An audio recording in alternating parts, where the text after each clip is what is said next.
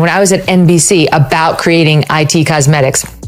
And she did have the high, I can't even do it, my voice is too low, but she had the high squeaky voice a little, but she's really leaning in octave up. And the two of them have the weirdest dynamic. And so in this podcast, Meghan does her perfectly curated life thing. Did a zero in, like we zoomed in just to see there isn't a tear in sight. Dan, look at this.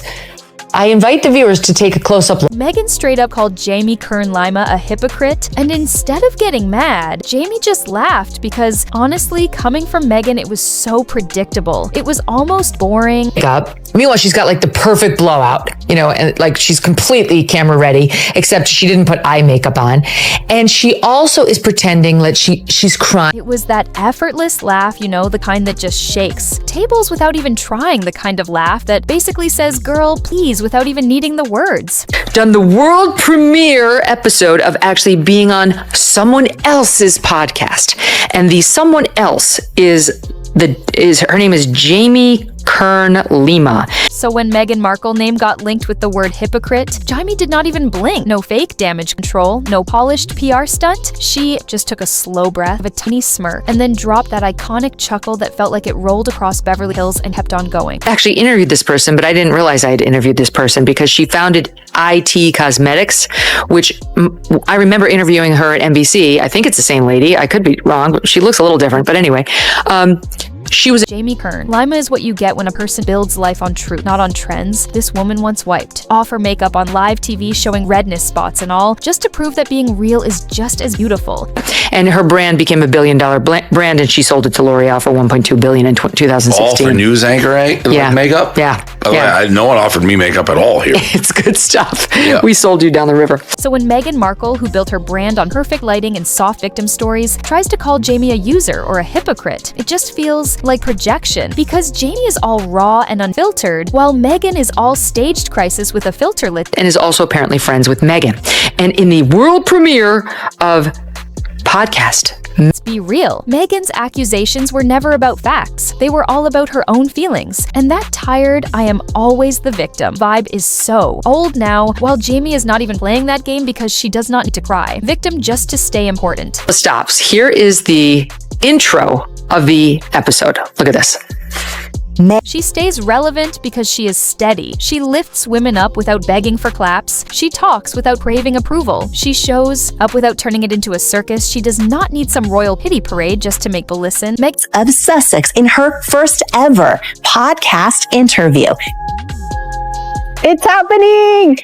What about the grandeur of a gesture? Meghan wants empowerment to be only about her pain, but Jamie knows it belongs to everyone. Her laugh drew the line, not mocking trauma, just side, eyeing those who profit from it. I'm nurturing you and I see you so deeply, and I love being able to see your growth.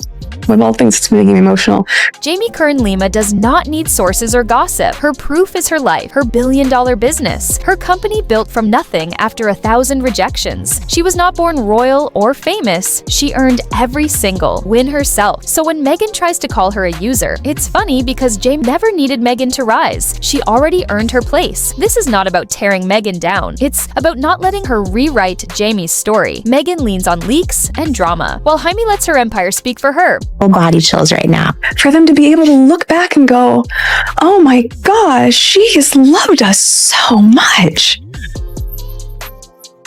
She doesn't need to post hints or clap back online. Her silence says it all. That laugh was the real mic drop, and the power move is clear. Meghan plays the media game for sympathy, while Jaime just shrugs and keeps winning. Founder of the lifestyle brand As Ever, Lord, that just sold out of stock completely in the first hour of its recent launch into the world. She's also a mom to her 2 beautiful kids. It's not that Jamie can't defend herself. It's that she doesn't need to. Her whole life is proof enough. And Meghan calling her a user really shows more about Meghan's mindset than anything Jamie has done. And wife to husband Prince Harry, Duke of Sussex.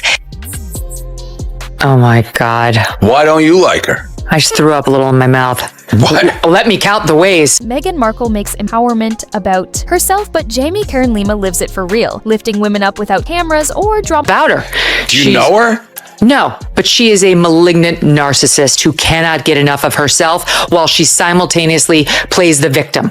My castle is too small. The queen is mean to me. Meghan hides behind empowerment to dodge every failure and betrayal. But Jamie, who built from real struggle, can see the difference, and she's done with the act anymore, but I'm gonna put it all over my stationery and on the gifts that I give to my friends, while she never stops whining. And at the same time, Jamie's frustration isn't about Meghan as a person. It's about how she turned empowerment into a brand for her own story. While Jamie has lived the real grit, growth, and mentorship, and seeing Meghan twisted into her victim saga feels damaging, not inspiring. She bagged the elephant. She was thrilled she became a, quote, princess. Well, you can... It was planned from the beginning. She denied being interested in the royal family, which she totally was. I know someone who knows the ex-husband who said she had a vision board with Prince Harry on it.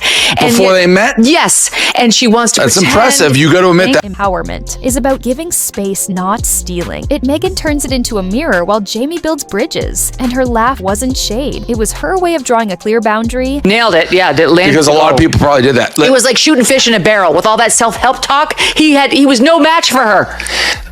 So as we unpack like an onion some of the things I'm interested in, I actually like the royal family. I think it's... Hollywood is done with the Sussex hype. Meghan and Harry went from the fresh rebels to tired reruns. Execs are no longer wowed. They're worn out by missed deadlines, messy ideas, and constant drama. What was once bold now just feels like another PR scramble. That's another thing. She killed the queen. She did kill the queen. My opinion. I agree with you.